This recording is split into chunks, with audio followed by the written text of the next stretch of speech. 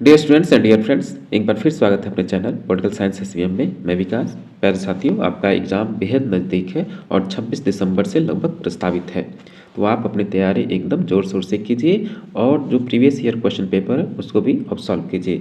आज हम उनके लिए मॉडल पेपर लेकर आए हैं जो छात्र बीए थर्ड सेमेस्टर में हिस्ट्री के स्टूडेंट्स हैं, और ख़ासकर जो आपका पेपर कोड जो second paper HIS 202 modern history यानी हिस्ट्री ऑफ मॉडर्न इंडिया जो 1857 से लेकर 1950 तक है, उसी से संबंधित मॉडल पेपर आप इसको अच्छे से सॉल्व कीजिए और जो आपने पढ़ा होगा उसको रिवाइज भी कीजिए।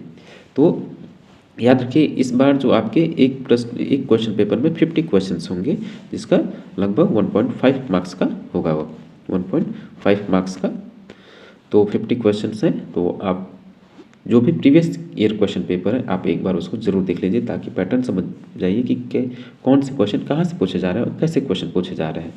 तो आइए हम लोग सॉल्व करते हैं बीए थर्ड सेमेस्टर हिस्ट्री का पेपर जो HIS 202 modern history of India. तो आगे बढ़ने से पहले आपसे वही पुराना रिक्वेस्ट है, प्लीज़ अगर आप चैनल पर नए हैं तो प्लीज़ आप चैनल को सब्सक्राइब कीजिए, या अब तक आपने सब्सक्राइब नहीं किया तब भी सब्सक्राइब कीजिए और अपने दोस्तों में अधिक से अधिक शेयर कीजिए। और प्रीवियस ईयर क्वेश्चन को देखना है, शॉर्ट पेपर देखना है या आंसर के देखना है तो आप चैनल पर विजिट कर सकते हैं, ऑलरेडी अपलोडेड है। तो आइए पहला क्वेश्चन देखते हैं HIS 202 का कि ब्रह्म समाज की स्थापना किसने की। तो ऑप्शन देखिए, राजा राम मोहन रॉय, बंकिम चंद्र चटर्जी, देवेंद्र नाथ टैगोर या उपरोक्त में से कोई नहीं। तो ब्रह्म समाज की स्थापना राजा राम मोहन रॉय के द्वारा किया गया।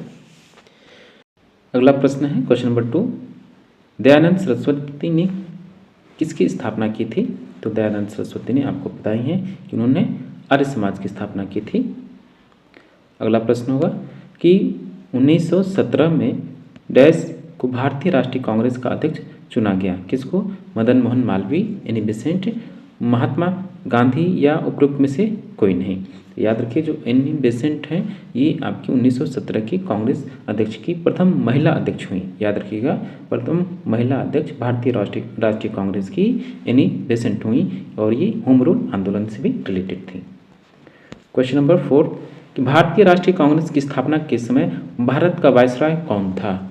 A.O. Hume, Lord Canning, Lord Dufferin या लॉर्ड डलहौजी।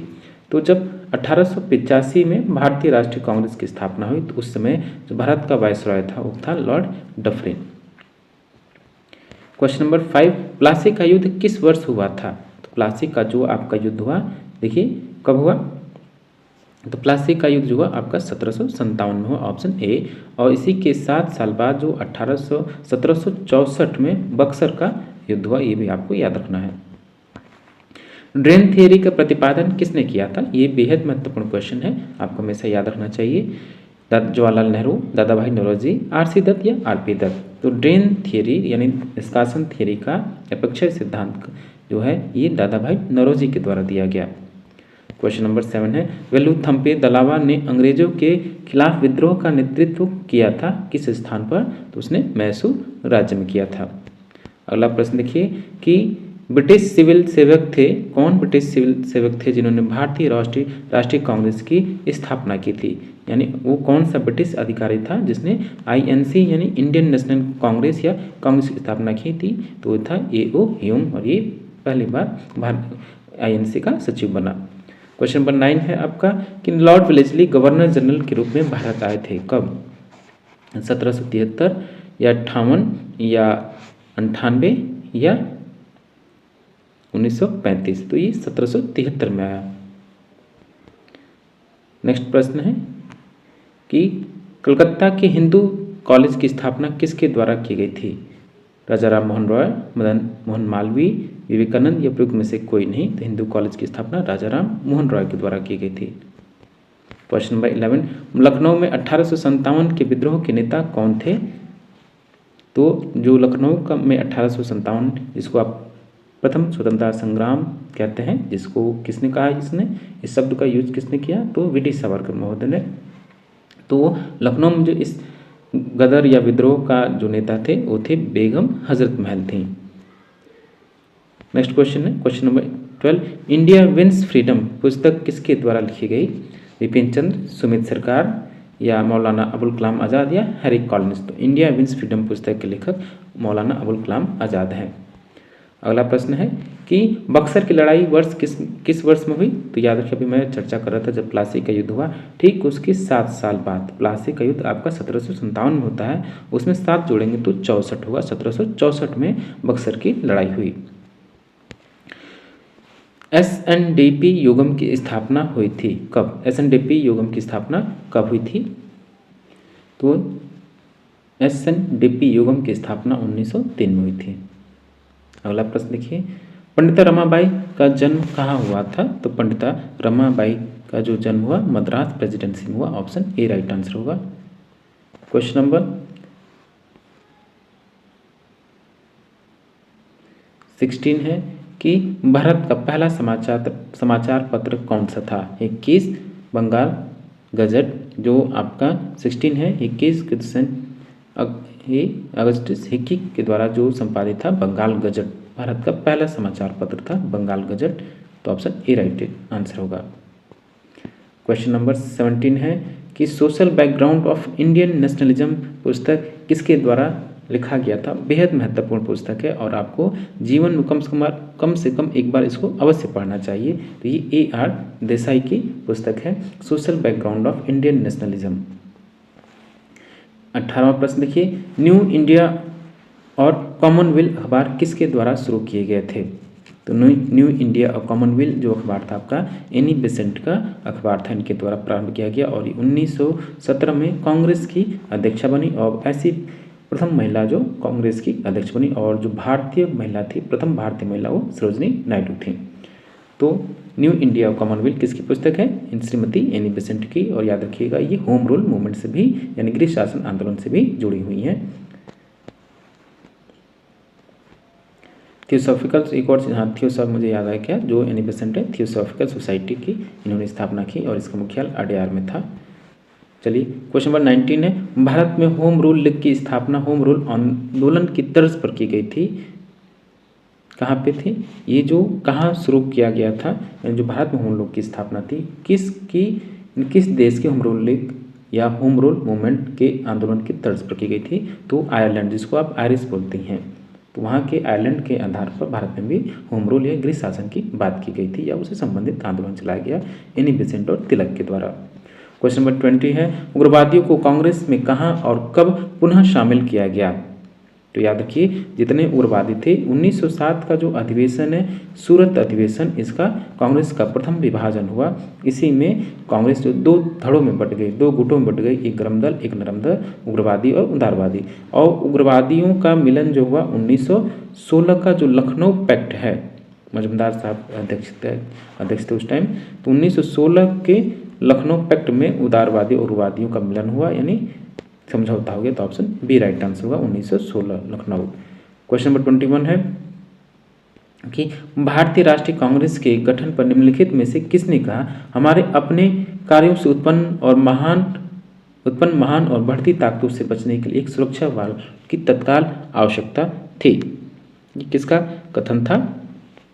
यानी किसने कहा कि जो कांग्रेस है उसका उद्भव इसलिए हुआ क्योंकि एक उसने हमारे लिए क्या किया, सेफ्टी वॉल्व का काम किया यानी सुरक्षा वह पास का काम किया। तो ये कथन था आपका A.O. ह्यूम का। क्वेश्चन नंबर 22 है, 1885 में भारतीय राष्ट्रीय कांग्रेस का पहला अधिवेशन कहाँ हुआ था? तो इसका पहला अधिवेशन बॉम्बे में हुआ। 1885 में इसका पहला जो भारतीय कांग्रेस है इंडियन नेशनल कांग्रेस INC, इसका जो पहला अधिवेशन हुआ बॉम्बे में हुआ 1885 में। क्वेश्चन नंबर 23 है कि अध्यक्षता किसने की कांग्रेस का दूसरा सत्र, यानी कांग्रेस के दूसरे सत्र की अध्यक्षता किसके द्वारा की गई थी? यानी जो 1886 में इसका अधिवेशन हुआ वो भी कहाँ हुआ, कलकत्ता में हुआ। इस अधिवेशन की अध्यक्षता किसने की थी? तो ये थे आपके दादा भाई नौरोजी साहब। ग्रैंड ओल्ड मैन इंडिया और ड्रेनेज थ्योरी का सिद्धांत, अपक्षय का सिद्धांत। क्वेश्चन नंबर 24, भारतीय राष्ट्रीय कांग्रेस की पहले गैर भारतीय अध्यक्ष कौन थे? पहले जो गैर भारतीय मतलब भारत नहीं था, तो कौन अध्यक्ष थे? George Yule, Annie Besant, Lord Dufferin या इनमें से कोई नहीं। तो जॉर्ज यूल पहले गैर भारतीय थे, ये अंग्रेज एक अधिकारी थे, ये जॉर्ज हिल पहले गैर भारतीय अध्यक्ष हुए। क्वेश्चन नंबर 25 है, किस अधिवेशन में भारतीय राष्ट्रीय कांग्रेस नरमपंथियों और उग्रवादियों में विभाजित हो गई?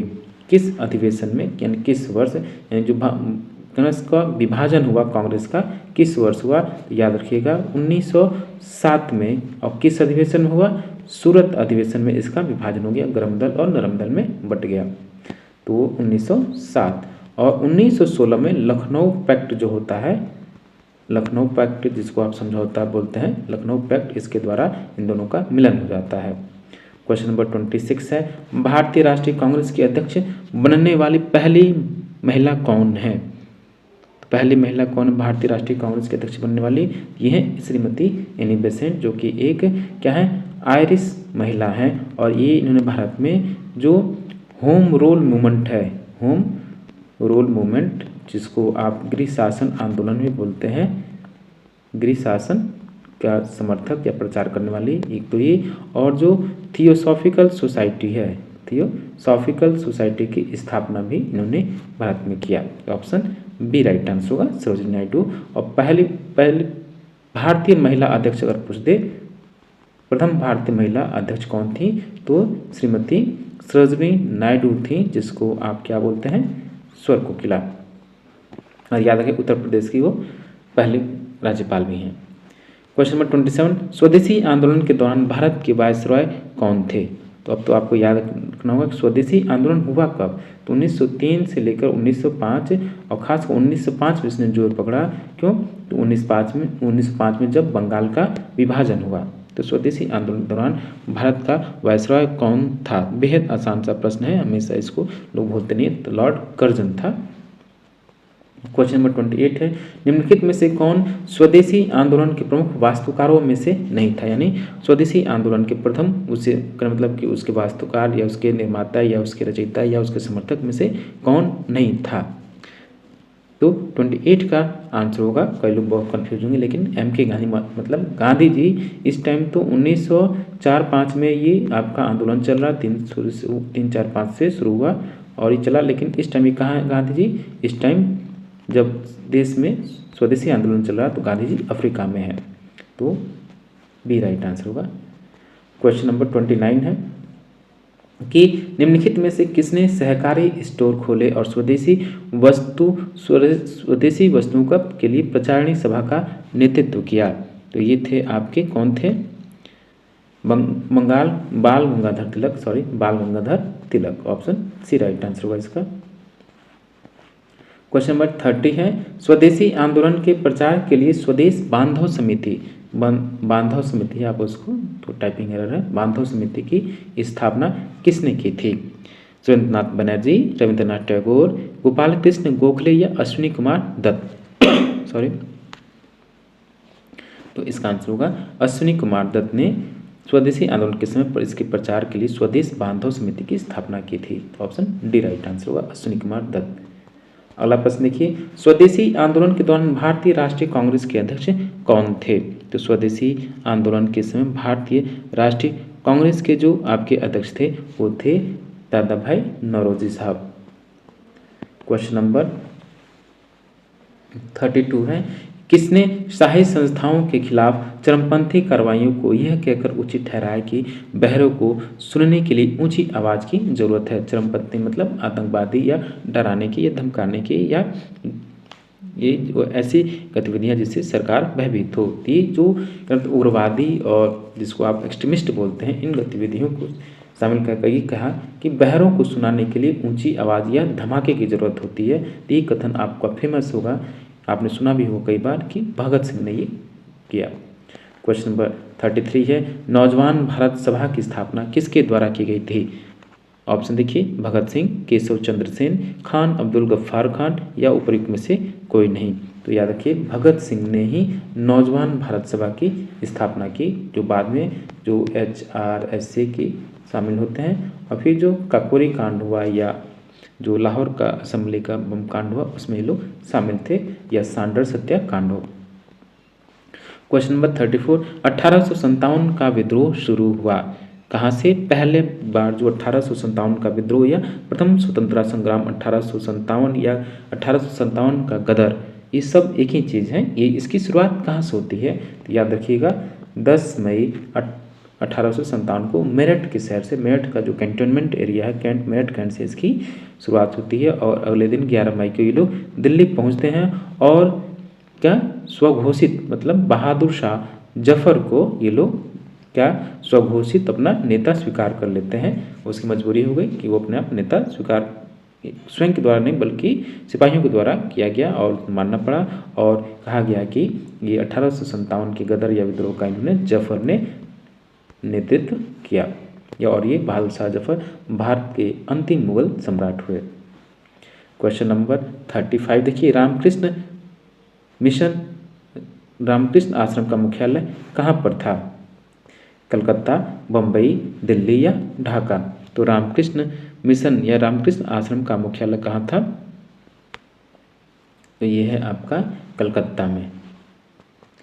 क्वेश्चन नंबर 36 है, नौजवान भारत सभा की स्थापना हुई थी, कब हुई थी? नौजवान भारत स्थापना हुई की स्थापना कब हुई, किसके द्वारा हुई थी? याद रखिए भगत सिंह के द्वारा हुई थी।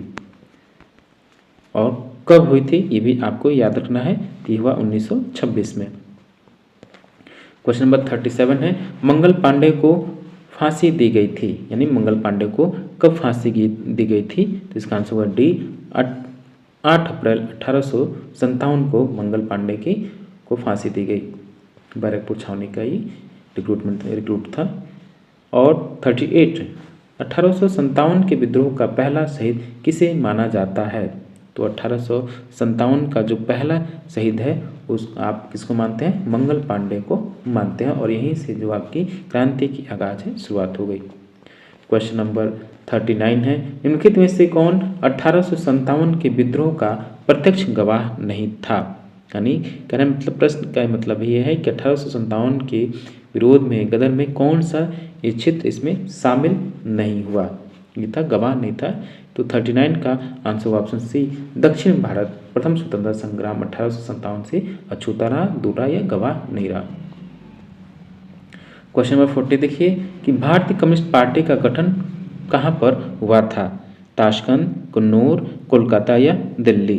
तो भारतीय राष्ट्रीय कम्युनिस्ट पार्टी का गठन जो हुआ आपका कहाँ हुआ? तो ये हुआ आपका ताशकंद में। अगला प्रश्न देखिए 41, भारतीय कम्युनिस्ट पार्टी का गठन किस सन में हुआ, यानी कब हुआ? तो इसका गठन जो हुआ है भारतीय कम्युनिस्ट पार्टी यानी CPI, communist party of India की स्थापना तो ताशकंद में हुई, लेकिन कब हुई? तो ये हुआ 1920 में। आपको हमेशा याद रखना है, ऑप्शन डी राइट आंसर होगा 1920। क्वेश्चन नंबर 42, स्थायी बंदोबस्त अधिकतर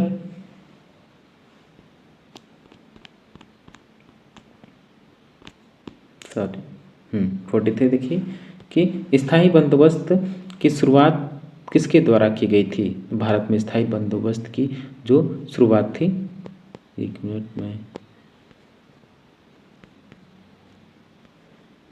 42 छूट गया था। तो स्थायी बंदोबस्त अधिकतर के लिए हानिकारक साबित हुआ था। किसके लिए हानिकारक साबित हुआ? तो ये बेहद किसानों के लिए बेहद हानिकारक साबित हुआ। तो ऑप्शन बी राइट आंसर होगा। अगला प्रश्न कि भारत में स्थायी बंदोबस्त की शुरुआत किसके द्वारा की गई थी? तो भारत में जो परमानेंट सेटलमेंट है उसकी शुरुआत की गई किसके द्वारा? लॉर्ड कॉर्नवालिस के द्वारा। ऑप्शन सी राइट आंसर होगा।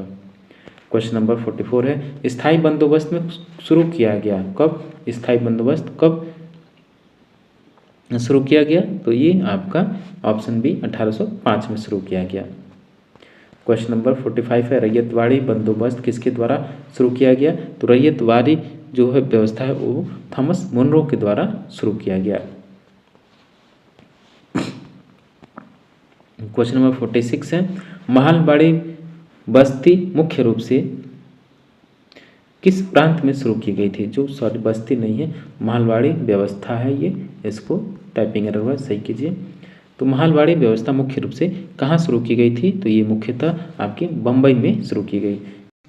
अगला प्रश्न है, आगे बढ़ने से फिर से हम आपसे एक बार कहते हैं कि हम लोग BA जो आपका 3rd सेमेस्टर है और इसमें आपका क्या है HIS 202 जो हिस्ट्री ऑफ मॉडर्न इंडिया जो है, मॉडर्न इंडिया आधुनिक भारत का इतिहास कब से 1857 से लेकर 1950 तक के हम लोग इसमें क्वेश्चन पेपर को सॉल्व करें, जो कि आपके आगामी एग्जाम के लिए बेहद महत्वपूर्ण है। आप इसको अच्छे से प्रैक्टिस कीजिए और भी अच्छा करना है तो आप प्रीवियस ईयर क्वेश्चन पेपर भी देख सकते हैं, जो कि ऑलरेडी चैनल पर अपलोडेड है। तो क्वेश्चन नंबर 46 देखिए, महलवाड़ी व्यवस्था मुख्य रूप से किस प्रांत में शुरू हुई थी? तो महलवाड़ी व्यवस्था जो थी सबसे पहले बम्बई में प्रारंभ हुआ। क्वेश्चन नंबर 47, जमींदारी बंदोबस्त किस प्रांत में शुरू किया गया था? बंगाल, मद्रास या बॉम्बे या में से कोई नहीं। तो जमींदारी जो व्यवस्था थी आपका कहाँ शुरू किया गया? सबसे पहले बंगाल में। तो ऑप्शन ए राइट आंसर होगा। क्वेश्चन नंबर 48 है, नाना साहब के पेशवा थे। नाना साहब कहाँ के पेशवा थे? तो नाना साहब जो पेशवा थे कहाँ के थे? तो ये थे आपके मराठा पेशवा थे या मराठा के पेशवा थे। क्वेश्चन नंबर 49, युगांतर पार्टी का गठन हुआ था। तो युगांतर पार्टी का गठन कब हुआ? तो 1906 में हुआ। तो ऑप्शन बी राइट आंसर होगा। और इस सेशन का लास्ट क्वेश्चन है आपका, निम्नलिखित में से कौन युगांतर पार्टी का संस्थापक सदस्य नहीं था? तो युगांतर पार्टी का जो संस्थापक सदस्य थे अरविंद घोष थे, सुबोध चंद्र मलिक थे, विपिन चंद्र पाल थे, भगत सिंह नहीं थे। तो ऑप्शन जो ए हो गलत होगा, यानी ऑप्शन ए राइट आंसर होगा कि युगांतर पार्टी का संस्थापक सदस्य भगत सिंह नहीं थे। तो डियर स्टूडेंट्स, हम इस सेशन में जो आपका HIS 202 है उसके लिए मॉडल पेपर हमने सॉल्व किया, इंपॉर्टेंट MCQs को सॉल्व किया। आप इसको अच्छे से प्रैक्टिस कीजिए और जो नेक्स्ट 50 क्वेश्चन है अगली वीडियो में, अगले पार्ट में हम लोग सॉल्व करेंगे, क्योंकि वीडियो ज़्यादा लंबा हो जाएगा। और चलते चलते फिर आपसे रिक्वेस्ट है कि प्लीज़ आप चैनल को ज़रूर सब्सक्राइब कीजिए, साथ ही अपने दोस्तों में अधिक से अधिक शेयर कीजिए और प्लीज़ लाइक करना न भूलें। मिलता है आपसे नेक्स्ट वीडियो में। Thank you for watching.